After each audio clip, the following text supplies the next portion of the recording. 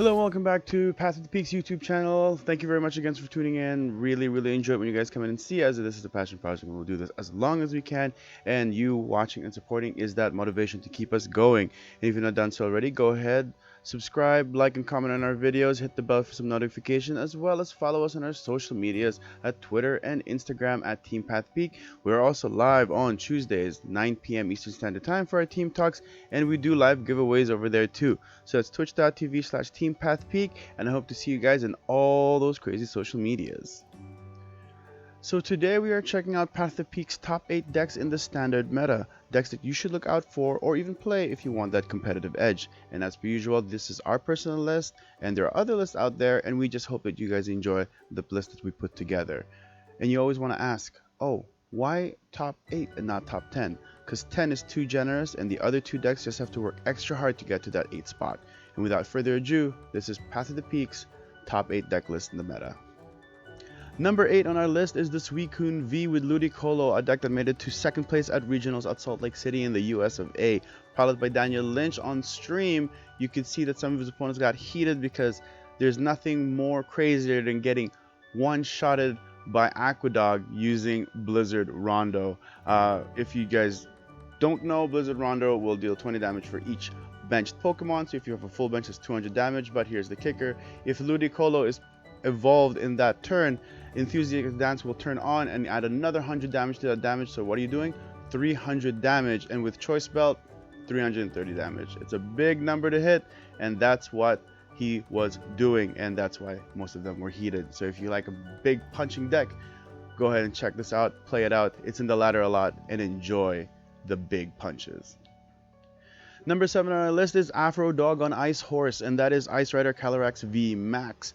And last time we looked at it, there was a Arceus splash to it, and it slowly started to become more vanilla and took back the Sobel Drizzle line and moved by barrel out for a more consistent get what I want. And Luminion V or Crobat is always being swapped or played both ways. And thanks to Choice Belt and Leon, this Ice Rider Calyrex Max Lance now can hit for 310, and if you have an Inteleon with quick shooting out, that's 330. That is a big number to hit. And because of that, it's been seeing a lot of play in its vanilla form, and will utilize Path of the Peak a lot harder because you don't have to worry about the Arceus part. And yes, it is showing up again on the meta because of its hard hitting class. In the number 6 spot, we have the Arceus V-Star Birds Toolbox, a very cool deck that's seen play at regionals at Salt Lake City and Brisbane as well, and small little tournaments here and there. The deck is so good because of its adaptability based on what your opponent is playing. If your opponent is playing a lot of Psychic Pokemon, you have a counter to that. If your opponent is playing a lot of Darkness Pokemon, you have a counter to that. And you're also well-rounded out with a lot of Pokemon that can just dish out damage and get energies thanks to Arceus himself. So the deck really is, if you want a very flexible playstyle, this is the deck you should look into. This is AY's favorite deck at the moment, and for a good reason, because you don't want a steady strategy. You want to be able to flex around with what your opponent's playing. This is the deck that you should try. Number 5 on our list is Duraludon V Max with Arceus V Star, a deck that's been really strong and steady since the last set, and because a lot of decks do use special energies, this deck is still very relevant. Being able to shut down damage because they are using special energies is a very big thing. And now access to Arceus V-Star's Power Starbirth, it's just more consistent. You can find things a lot quicker. If you want ins and outs, you want to be able to get more health with Big Charm. If you want to be healing more with Crystal Cave, you have really all the options in the world, and the sustain is just really phenomenal. So if you like a classic with a new Arceus twist, Duraludon VMAX will always be standing tall for you. Number 4 on our list is the Purple Ghost with the Giant Tongue. It's the Single Strike Gengar V Max, a deck that is super strong and very consistent in obtaining energy that it needs quickly and efficiently. And as well as it doesn't need any abilities, it will run Path of the Peak, so it shuts down all those ability Pokemons. Gengar V Max can hit a good 310 damage if fully fed with only Single Strike energies. You can as well, not stopping you, swap out something here for Choice Belt to move it up to 340 damage. That is completely up to you, but this deck is not only fast, it's consistent and hits really hard, and it's the reason why it's made it on the better half of our list. I personally like this deck. I play this deck a lot, and you won't be disappointed with the amount of damage you'll deal, and as well as your efficiently to set up your Pokemon. If you like that kind of stuff, Ghost Boys for you. Number 3 on our list is the Arceus V-Star with the Sobble, Drizzle, and Inteleon line. This deck has seen a lot of play because of its consistency to be able to dish out 200 to 230 damage, and as well as boost up other Arceuses in the bench with more energy. The deck has seen play in both regionals in Salt Lake City and in Brisbane, so there is a reason why it's in our 3rd spot.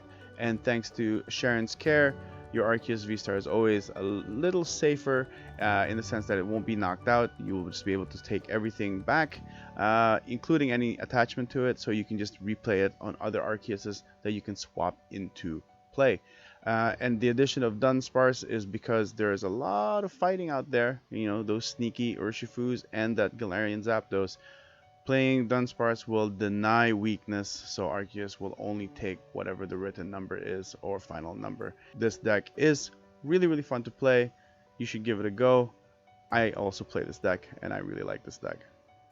In our number 2 spot is the only single prizer on the list. It is the Rapid Strike Malamar deck. This deck is really affordable, so a lot of people can actually play it.